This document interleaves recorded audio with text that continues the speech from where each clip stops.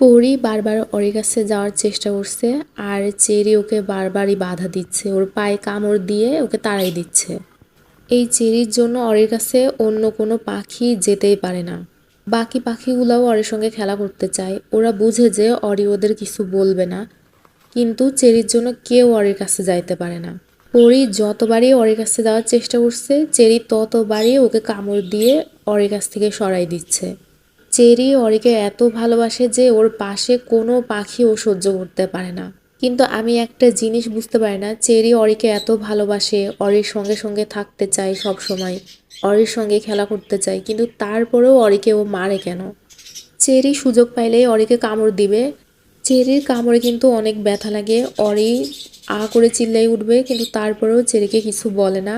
অরিরও অন্য পাখির সঙ্গে হয়তো খেলাটেলা করতে মন চায়, কিন্তু এই চেরির ভয়ে ও পারে না। পরি আজকে অনেক চেষ্টা করছে অরির কাছে যাওয়ার, অরির বালিশের উপর উঠে বসে থাকার, কিন্তু এই চেরির জন্য ও একবারও পারেনি।